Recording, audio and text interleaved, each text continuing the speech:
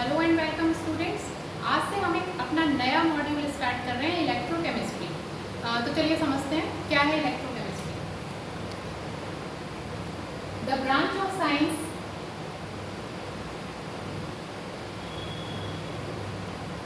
which deals with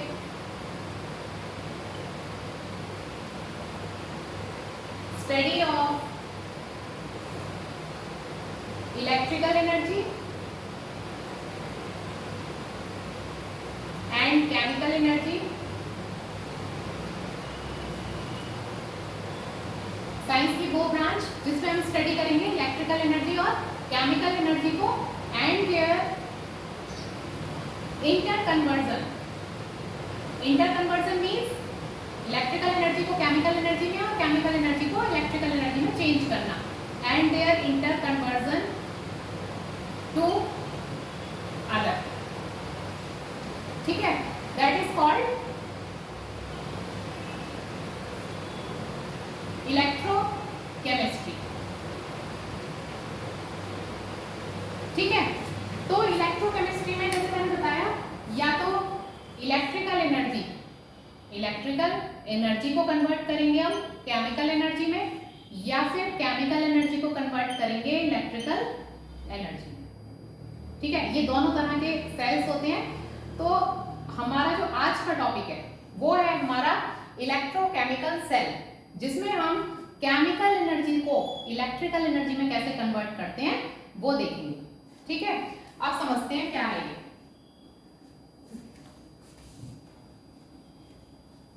electrochemical cells. Electrochemical cell जिनका दूसरा नाम है गैल्वेनिक सेल, या फिर एक और नाम है इसका वोल्टेज सेल।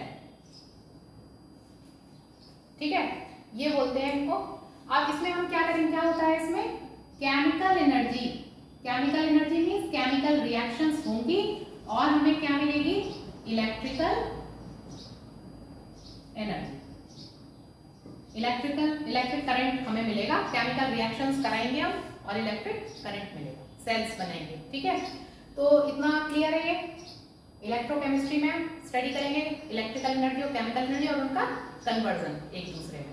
तो आज हम करेंगे इलेक्ट्रोकेमिकल सेल्स जिनमें केमिकल एनर्जी को इलेक्ट्रिकल एनर्जी में चेंज किया जाएगा। दूसरे टाइप के सेल्स भी होते हैं जिनमें इलेक्ट्रिकल एनर्जी को केमिकल एनर्जी में चेंज करते हैं, वो बाद में करेंगे।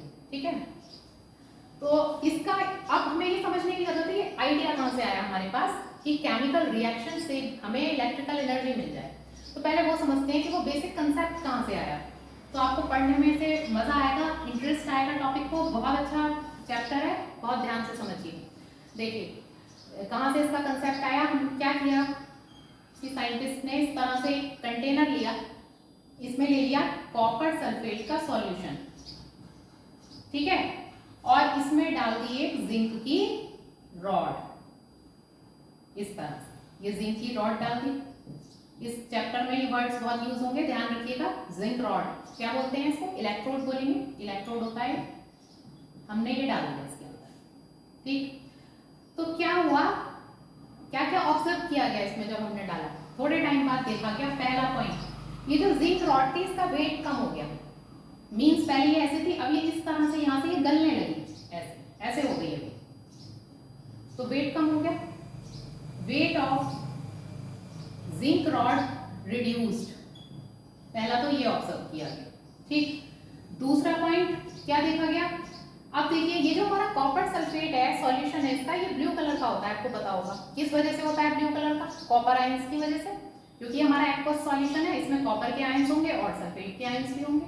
तो इसका कलर ब्लू था स्टार्टिंग में, लेकिन जब बाद में ऑब्जर्व किया गया तो देखा गया इसका जो ब्लू कलर है it fades away. The colour of solution fades away. यहां लिखेंगे blue colour of solution fades away. ठीक है, थर्ड पॉइंट क्या देखा गया, यहां पर इस जगह पर एक रेड ब्राउन साइड प्रेसिपिटेट दिखाई दिया, प्रेसिपिटेट सा दिखाई दिया, red brown precipitate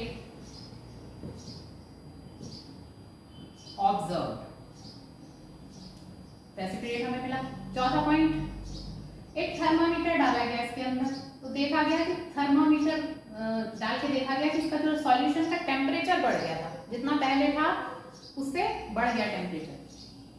the temperature of solution rise, solution का जो टेम्परेचर है वो बढ़ गया। तो ये 4 हमने ऑब्जर्वेशन किए। अब ये क्यों हुए? देखिए, पहला जो जिंक रॉड का वेट रिड्यूस हो गया, तो ये माना गया कि जिंक रॉड का वेट तो इसलिए रिड्यूस हो गया क्योंकि जिंक जो रॉड है इसने जिंक के आयंस दे दिए सॉल्यूशन में और इलेक्ट्रॉन्स लूज कर दिए। जब ये जिंक रॉड ये रिएक्शन देगी तो क्या होगा, इसका वेट रिड्यूस हो जाएगा, फिर जिंक के आयंस बने वो सॉल्यूशन में आ जाएंगे और इलेक्ट्रॉन्स लूज हो गए। तो ये कौन सी रिएक्शन हुई? वो रिएक्शन जिसमें इलेक्ट्रॉन लूज होते हैं, that is called oxidation reaction. जिसका मतलब है जिंक रिएक्शन जो रॉड है उसका कौन सी रिएक्शन हुई? ऑक्सीडेशन, जिसकी वजह से इसका वेट रिड्यूस हो गया। Second point, colour of solution fades away, इसका कलर उड़ गया। क्यों? देखिए, कॉपर आयंस की वजह से सॉल्यूशन का कलर कैसा था? ब्लू। लेकिन जब ये जिंक रॉड ये इलेक्ट्रॉन्स लूज कर रही है तो कॉपर आयंस क्या करेंगे? इन इलेक्ट्रॉन्स को पिक कर लेंगे। भाई आयंस की टेंडेंसी होती है ये कि वो खुद को न्यूट्रलाइज करना चाहते हैं। अब उसको इजीली मिल रहे हैं इलेक्ट्रॉन्स, तो वो इलेक्ट्रॉन्स लेगा और न्यूट्रलाइज हो जाएगा। तो कॉपर आयंस ने क्या किया? यहाँ पर सॉल्यूशन में कौन सी रिएक्शन हुई? कॉपर आयंस, कॉपर आयन है सॉल्यूशन में, प्लस ये वाले इलेक्ट्रॉन्स ले लिए इसने 2e माइनस, और क्या बना दिया? कॉपर। अब कॉपर आयंस का कलर ब्लू था। अब जब कॉपर आयंस इलेक्ट्रॉन लेकर न्यूट्रलाइज हो रहे हैं, कॉपर बना रहे हैं, तो सॉल्यूशन का कलर फेड हो ही जाएगा, ऑब्वियस सी बात है। भी आयंस की वजह से था, आयन बन गए कॉपर में कन्वर्ट हो गए कॉपर आयंस, तो कलर चेंज हो गया। कलर मतलब चेंज का मतलब है फेड हो गया, सॉल्यूशन का कलर फेड हो गया। और आपको पता होगा कि ये जो कॉपर है इसका कलर कैसा होता है?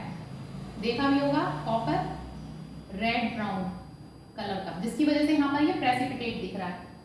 दोनों बातें समझ में आ गई। सॉल्यूशन का कलर क्यों फेड हुआ? क्योंकि कॉपर आयंस की वजह से ही ब्लू कलर था, और ये कॉपर आयंस इलेक्ट्रॉन्स ले रहे हैं और कॉपर बना रहे हैं, जिसकी वजह से सॉल्यूशन का कलर फेड हो गया। और ये प्रेसिपिटेट क्यों आया? क्योंकि कॉपर आयंस इलेक्ट्रॉन ले रहे हैं और कॉपर बन रहा है, वो कॉपर यहाँ पर प्रेसिपिटेट की फॉर्म में यहाँ पर दिख रहा है हमें, तो ये रेड ब्राउन प्रेसिपिटेट आ गया। Second third point clear. Fourth point, temperature बढ़ गया। टेम्परेचर क्यों बढ़ा? देखिए, ये जो रिएक्शन है हमारी, ये तो हो रही है ऑक्सीडेशन रिएक्शन रॉड पर, और ये सॉल्यूशन में हो रही है हमारी रिडक्शन। जहां पर इलेक्ट्रॉन लूज हुए उसे ऑक्सीडेशन कहा हमने, जहां पर इलेक्ट्रॉन पिक किए गए वहां पर हमने रिडक्शन किया गया। ठीक है, इसका मतलब है हमारे कंटेनर के अंदर रिडॉक्स साथ साथ हो रही है, रिडक्शन और ऑक्सीडेशन, रिडॉक्स रिएक्शन कहते हैं। रिडॉक्स रिएक्शन हो रही है, और इसे हम कह रहे हैं डायरेक्ट रिडॉक्स रिएक्शन। डायरेक्ट क्यों कहा हमने? क्योंकि एक ही कंटेनर के अंदर रिएक्शन हो रही है, हमने कोई अलग से कुछ सेटअप नहीं किया, खुद से हो रही है, मतलब एक ही कंटेनर के अंदर हो रही है, तो डायरेक्ट रिडॉक्स रिएक्शन कह दिया हमने। अब क्योंकि खुद से हो रही है, खुशी खुशी हो रही है रिडॉक्स रिएक्शंस, तो हम इन्हें स्पॉन्टेनियस रिडॉक्स रिएक्शन भी कह सकते हैं। और हमें पता है जहां पर भी स्पॉन्टेनियस रिडॉक्स रिएक्शन होगा वहां पर कुछ एनर्जी रिलीज होती है, वो एनर्जी हीट एनर्जी की फॉर्म में हमें मिल रही है, इसलिए टेम्परेचर बढ़ गया। क्लियर है ये बात? केमिकल रिएक्शन जो हुई उससे क्या हुआ? हीट एनर्जी मिली हमें, उसका हमें कोई बेनिफिट तो हुआ नहीं। तो कुल मिला के बात यह है कि कुछ फायदा तो कुछ नहीं हुआ, लेकिन एक आइडिया मिला कि ऐसा कोई सेटअप किया जाए यहाँ पर तो डायरेक्ट रिडॉक्स रिएक्शन हो रही है, कुछ इनडायरेक्ट तरीका लिया जाए जिससे कि हमें केमिकल रिएक्शन से हमें इलेक्ट्रिकल एनर्जी मिल जाए, हम उसका बेनिफिट उठा सकें केमिकल रिएक्शन का। भाई यहाँ पर तो एक कंटेनर में हुई, हीट एनर्जी में कन्वर्ट हो गई, केमिकल रिएक्शन से हमें क्या मिला? हीट एनर्जी, तो उसका कोई फायदा तो हुआ नहीं। क्लियर है ये बात? ठीक है, तो ये आइडिया यहाँ से आया। डायरेक्ट क्यों कहा हमने? एक ही कंटेनर के अंदर हो रही है, स्पॉन्टेनियस खुद से हो रही है रिडॉक्स रिएक्शन, और क्या हो रहा है यहाँ पर लिख देती हूँ मैं, केमिकल एनर्जी से हमें क्या मिल रही है? Heat energy. तो ये तो मैंने इसलिए बताया आपको, बेसिक जो हमारा कॉन्सेप्ट है कहाँ से आया है। अब ऐसा नहीं है डायरेक्ट हमने लिया और 2 कंटेनर बनाए और अपना शुरू कर दिया इलेक्ट्रोकेमिकल से। तो ये समझना भी जरूरी है, इससे आपको टॉपिक पढ़ने में अच्छा लगेगा और अच्छे से आपको याद भी रहेगा। ठीक है, तो समझ आ गया ये बेसिक कंसेप्ट इलेक्ट्रोकेमिकल सेल का कहाँ से आया। अब समझते हैं, हम आते हैं अपने टॉपिक पर। अपने इलेक्ट्रोकेमिकल सेल, या जिसे हम कहेंगे गैल्वेनिक सेल, या हम जिसे कहेंगे वोल्टेज सेल, ये ऊपर लिखे हैं, इसके सारे नाम किसी भी नाम से आ सकता है। तो ये जो सेल है, समझ आ गया होगा, केमिकल एनर्जी, फिर लिख देती हूँ ऊपर, केमिकल एनर्जी से मिलेगी हमें इलेक्ट्रिकल एनर्जी, ठीक है। अब ये कितनी टाइप्स के होते हैं, देखिए ये भी हो सकता है जिंक कॉपर सेल, ये भी एक इलेक्ट्रोकेमिकल सेल है जिसका नाम है, ये लिख देती हूँ, डैनियल सेल। ये डैनियल सेल होता है। और हम जो स्टडी करते हैं ना, बेसिकली बुक्स में जो स्टडी, जो एक्सप्लेनेशन दिया गया है वो इसी का दिया गया है। क्वेश्चन और से भी आ सकते हैं, जैसे मान लीजिए क्वेश्चन आ गया आपका निकेल सिल्वर सेल का पूछ लिया, तो वर्किंग जो है सबकी एक सी है, वही होंगी, सब में रेडॉक्स रिएक्शन होंगी, अभी पढ़ेंगे हम तो समझ में आ जाएगा। ये भी आ सकता है, ये भी आ सकता है, क्रोमियम लेड सेल, तो ये है सब ये इलेक्ट्रोकेमिकल सेल ही। लेकिन हम यहाँ पर क्या पढ़ेंगे आज, जिंक कॉपर सेल, जिसे कि हम डैनियल सेल कहते हैं, उसकी वर्किंग, उसकी प्रोसेस, उसका स्ट्रक्चर हम आज स्टडी करने वाले हैं। तो ध्यान से समझिए, हम पढ़ रहे हैं zinc copper cell, Daniell cell. देखिए इसके लिए क्या किया गया, उसमें तो हमने एक ही कंटेनर लिया था, अभी जो मैंने बेसिक बताया, यहाँ पर लिए गए हमने दो कंटेनर, एक ये और एक, ठीक है। इसमें लिया हमने सॉल्यूशन किसका, जिंक सल्फेट का, 1 मोलर, इसकी कंसंट्रेशन 1 मोलर। यहाँ पर लिया हमने सॉल्यूशन कॉपर सल्फेट का, इसकी कंसंट्रेशन 1 मोलर। यहाँ पर हमने रॉड डाल दी जिंक की, याद रहेगा ये जिंक सल्फेट का सॉल्यूशन है, जिंक की रॉड डाल दी, कॉपर सल्फेट का सॉल्यूशन है, हमने यहाँ पर डाल दी कॉपर की रॉड, क्लियर है। अब क्या करेंगे हम, इसको हमने जोड़ दिया एक एमीटर से, जिससे कि हम देखेंगे कि हमारे जो इलेक्ट्रिक करंट है उसका फ्लो किधर है, ठीक है। ये हमने ऐसे कनेक्ट कर दिया। अब समझ आ गया होगा, ये सेल जब भी हम लेंगे इलेक्ट्रोलाइट होगा, इलेक्ट्रोलाइट हमने ले लिए इतनी कंसंट्रेशन के, रॉड्स जो डाली हमने, जिंक रॉड और कॉपर रॉड, इन्हें हम क्या कहते हैं, इलेक्ट्रोड्स। ये इलेक्ट्रोड है, इलेक्ट्रोड, ये है कॉपर इलेक्ट्रोड। आप समझिए ध्यान से, अब मैं क्या बताने वाली हूँ, क्या होगा, जिंक जो रॉड है ये क्या करेगी, जिंक आयंस देगी और इलेक्ट्रॉन्स को लूज करेगी। मतलब हमारी जो जिंक रॉड है इस पर क्या रिएक्शन हो रही है, ऑक्सीडेशन। पहले हम इसको समझेंगे, इस हाफ, अच्छा ये जो पूरा सेल है, ये तो पूरा सेल है, अगर मैं सिर्फ इतने की बात करूं, इसे मैं क्या कहूंगी, हाफ सेल, और इसे मैं क्या कहूंगी, हाफ सेल। ऑब्वियस सी बात है, complete cell, half cell, half cell, ठीक। अब हम इस हाफ सेल की बात कर रहे हैं क्योंकि इस पर ऑक्सीडेशन हो रहा है, इसलिए हम इसका नाम क्या दे देंगे, ऑक्सीडेशन हाफ सेल, ठीक है। अब ऑक्सीडेशन हो रहा है, इतना तो समझ में आ गया, ये रॉड जिंक आयन दे रही है, और हमारा जो ये सॉल्यूशन है इसमें भी जिंक आयन है, जिंक आयन, जिंक आयन, इसमें भी तो आयन है, एक्वस सॉल्यूशन है, जिंक के आयन है और सल्फेट के आयन है इसके अंदर। तो अभी स्टार्टिंग में ये बिल्कुल न्यूट्रलाइज है, मतलब जितने आयन जिंक के हैं उतने ही आयन सल्फेट के हैं, तो ये न्यूट्रलाइज है इस समय, इसमें ना कोई ज्यादा है ना कम है, फिलहाल ये न्यूट्रलाइज है, ठीक है। जिंक के आयन जितने हैं उतने ही सल्फेट के आयन हैं। लेकिन अब धीरे धीरे क्या होगा, जिंक जो है ये जिंक आयन दे रहा है, और क्या हो रहा है, जिंक आयन इसने दिए और इलेक्ट्रॉन यहीं पर रह गए रॉड के ऊपर, यही तो होगा। स्टार्टिंग में यहाँ पर बिल्कुल न्यूट्रलाइज सॉल्यूशन है हमारे पास, लेकिन जिंक रॉड जो हमने डाली, जिंक ने क्या किया, ये रिएक्शन हो रही है रॉड के ऊपर, जिंक आयन तो सॉल्यूशन में आ गए, और ध्यान रखिएगा जिंक में अपने भी सॉल्यूशन, अपने भी आयन है इसमें जिंक के, और ये रॉड भी दे रही है इसे जिंक आयन, और इलेक्ट्रॉन इस पर रह गए रॉड के ऊपर। तो सेटअप हो गया हमारा। अब क्या होगा, ये जो इलेक्ट्रॉन है ये धीरे धीरे इधर की तरफ फ्लो करेंगे, इलेक्ट्रॉन्स जा रहे हैं इधर, इधर जा रहे हैं इलेक्ट्रॉन्स, ये जा रहे हैं। अब ये इलेक्ट्रॉन्स इधर आए, इधर क्या होगा, इधर जो है इधर भी न्यूट्रलाइज है सॉल्यूशन, कॉपर के आयन जितने हैं उतने ही सल्फेट के आयन है ना। ये जो इलेक्ट्रॉन्स आ रहे हैं, अब मैंने जैसे बताया आपको आयंस की टेंडेंसी खुद को न्यूट्रलाइज करने की, कॉपर आयंस जैसे ही देखेंगे कि भाई हमारे पास तो ये इलेक्ट्रॉन्स आ रहे हैं, तुरंत इन इलेक्ट्रॉन्स को पकड़ लेंगे, और क्या रिएक्शन हो जाएगी, copper plus 2e minus is equal to Cu, मतलब इधर ऑक्सीडेशन हो रहा है और इधर कौन सी रिएक्शन हो गई, रिडक्शन। आ गया समझ, इलेक्ट्रॉन लूज हो रहे हैं ऑक्सीडेशन, और अगर पिक हो रहे हैं तो रिडक्शन। हमने इसको कहा oxidation half cell, oxidation half cell और इसको कहा रिडक्शन हाफ सेल। क्लियर है ये बात? ठीक, अब देखिए इस पर तो नेगेटिव चार्ज है इस रॉड पर, तो इसको तो जो नेगेटिव चार्ज वाली जो इलेक्ट्रोड है उसे हम कहते हैं एनोड, और इस पर एक्चुअली तो इस पर ये न्यूट्रल, एक्चुअली तो ये न्यूट्रल है, कॉपर बन रहा है, कॉपर आके चिपक रहा है इसके ऊपर, कॉपर आयंस ले रहे हैं इलेक्ट्रॉन्स को, कॉपर बना रहे हैं और इस रॉड के ऊपर चिपक जा रहे हैं, तो एक्चुअली तो ये न्यूट्रलाइज, इस पर कोई चार्ज नहीं। लेकिन अगर हम इसके कंपैरिजन में देखें तो this electrode is positively charge, अगर इसके कंपैरिजन में देखेंगे तो ये पॉजिटिवली चार्ज है, तो हम इस इलेक्ट्रोड को क्या कह देंगे? कैथोड, हम इसको कहेंगे कैथोड। ठीक है, तो इतना समझ आ गया होगा कि एनोड पर तो हमारी हो रही है ऑक्सीडेशन रिएक्शन, और एनोड कैसा होता है? नेगेटिवली चार्ज, याद रखिएगा ये। अब इसका एक तरीका बताऊंगी, और हमारा जो ये है कैथोड, ये पॉजिटिव मानेंगे इसको हम, और इस पर कौन सी रिएक्शन हो रही है? रिडक्शन। तो कुल मिला के रिडॉक्स रिएक्शन हो रही है हमारे इस पूरे सेटअप के अंदर, और हमारा जो इलेक्ट्रॉन्स है ये यहाँ पर है, तो ये इलेक्ट्रॉन्स कहाँ से कहाँ जा रहे हैं? आपसे कोई पूछे, एनोड से कैथोड की तरफ जा रहे हैं, दिख रहा है यहाँ से, एनोड पे इलेक्ट्रॉन है, जिस पे है वहीं से तो जाएंगे, यहाँ से यहाँ जा रहे हैं। तो जब इलेक्ट्रॉन इधर से एनोड से कैथोड पे जा रहे हैं, तो हमारा इलेक्ट्रिक करंट किस डायरेक्शन में जाएगा? इलेक्ट्रिकल एनर्जी ऑपोजिट, इधर की तरफ जाएगा इलेक्ट्रिक करंट, पता होगा ये तो, जिस डायरेक्शन में इलेक्ट्रॉन जाएंगे उसके ऑपोजिट डायरेक्शन में इलेक्ट्रिक करंट का फ्लो होगा। तो ये रिएक्शन हो रही है और हमें इलेक्ट्रिक करंट मिल रहा है। ठीक है, अब याद रखने के लिए देखिए, ये याद रखिएगा लोन, लोन का क्या मतलब है? L means left, left side, इस लेफ्ट की बात कर रही हूँ मैं। जब भी सेल बनाना है इसी तरह से बनाना है, ऐसा नहीं है रिडक्शन वाला इधर बना दिया और ऑक्सीडेशन वाला इधर, ये इसी तरह से बनेगा, ऑक्सीडेशन वाला सेल इधर और रिडक्शन वाला राइट।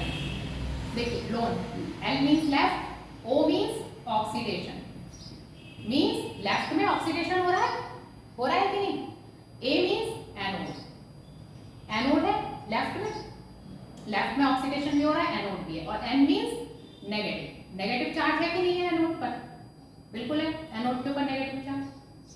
तो लोन से तो हम लेफ्ट हाफ सेल, आपको याद रहेगा कि लेफ्ट में ऑक्सीडेशन रिएक्शन होगी, एनोड होगा हमारा, एनोड कैसा होता है? नेगेटिव होता है चार्ज। इधर आ जाओ बिल्कुल उल्टा, राइट, रिडक्शन, कैथोड और पॉजिटिव, याद रहेगा इतना। अब ये रिएक्शन होती रहेगी, हमें इलेक्ट्रिकल एनर्जी मिलती रहेगी, भी हमारे रिमोट के सेल हैं या हमारे जो हैं वॉच के सेल हैं। ठीक है, अब एक कंडीशन ऐसी आती है रिमोट काम नहीं कर रहा, नहीं चल रहा, या घड़ी में जो है नहीं चल रही, तो हम क्या करेंगे? उसको ऐसे ऐसे ऐसे करते हैं, काम नहीं कर रही, तो ये कंडीशन क्यों आई? क्यों रुक गया उसका जो वर्किंग, जो हमारी केमिकल रिएक्शंस हैं वो रुक क्यों गई? तभी तो काम करना बंद कर दिया हमारी बैटरी ने। यही वाले सेल होते हैं जो भी हम घड़ी में यूज करते हैं, रिमोट में यूज करते हैं, केमिकल होता है उसके अंदर, केमिकल रिएक्शंस होते हैं और हमें इलेक्ट्रिकल एनर्जी मिलती रहती है। तो जैसे मैंने कहा भाई ऐसे ऐसे करते हैं, इसका मतलब है केमिकल रिएक्शंस रुक गई बैटरी। क्यों रुक गई? सोचा है कभी? इसलिए रुक गई। अब ध्यान से देखिए, ये रिएक्शंस हो रही हैं, अब हो रही है, एक कंडीशन ऐसी आएगी कि सॉल्यूशन में positive positive positive positive positive ion इकट्ठे हो जाएंगे, होते रहेंगे, रॉड लूज करती रहेगी, ऑक्सीडेशन होता रहेगा, ये रिएक्शन होती रहेंगी। तो जैसे मैंने बताया सॉल्यूशन में ऑलरेडी जिंक के आयन्स हैं और ये भी जिंक आयन दे रहा है, तो यहाँ हो गए पॉजिटिव आयन ज्यादा। ठीक है, अब ये इलेक्ट्रॉन्स को नहीं जाने देंगे उधर, ये कहेंगे भाई पहले तो हमें न्यूट्रलाइज करो, हमें ज्यादा जरूरत है, इसे तो जाने नहीं देंगे, ये इलेक्ट्रॉन्स को रोक लेंगे यहीं पर, तो इलेक्ट्रॉन्स का फ्लो नहीं होगा, रुक जाएगी रिएक्शन, केमिकल रिएक्शन रुक गई, इलेक्ट्रिकल एनर्जी मिलनी बंद हो जाएगी। अब इधर आओ, इधर भी क्या होगा? इधर क्या हो रहा है? कॉपर आयंस से सल्फेट आयंस है, कॉपर आयंस तो इलेक्ट्रॉन जो आ रहे थे इनको ले रहे थे और इस पे कॉपर आयंस, इस कॉपर बनके इस पे चिपक जा रहा था, ये रॉड के ऊपर कॉपर कॉपर कॉपर कॉपर, और यहाँ सॉल्यूशन में क्या बच रहा था? Sulphate ions. तो यहाँ सल्फेट आयंस ज्यादा हो गए, negative charge negative charge negative. तो पहले जो ये हमारा सॉल्यूशन न्यूट्रलाइज था एकदम, जितने जिंक थे उतने ही सल्फर आयन थे, जितने कॉपर आयन थे उतने सल्फेट आयन थे। अब धीरे धीरे क्या हो गया, जैसे जैसे टाइम गुजरता गया कि इसमें पॉजिटिव आयन ज्यादा हो गए इस इलेक्ट्रोलाइट में, और इसमें क्या हुए? नेगेटिव ज्यादा हो गए कि नहीं? क्लियर हो रही है बात? कॉपर जब यहाँ आके चिपक गया, आयंस जो है इलेक्ट्रॉन्स को लेके, तो कॉपर बचा बना, वो यहाँ आ गया, तो यहाँ क्या बचा सॉल्यूशन में? सल्फेट। तो यहाँ तो नेगेटिव चार्ज ज्यादा हो गया, यहाँ पॉजिटिव ज्यादा हो गया, तो हमारी बैटरी ने काम करना बंद कर दिया और फिर हम उसको ऐसे ऐसे करते रहेंगे। तो इसका भी, इस प्रॉब्लम का भी सॉल्यूशन है। देखिए क्या है, इसके लिए लगाया गया इस सर्किट में salt bridge. Salt bridge, salt bridge का क्या मतलब है, एक इस टाइप का यू शेप का, इन्वर्टेड यू शेप का एक इस तरह से लगा दिया हमने, सेटअप कर दिया यहाँ, या यही बना देती हूँ।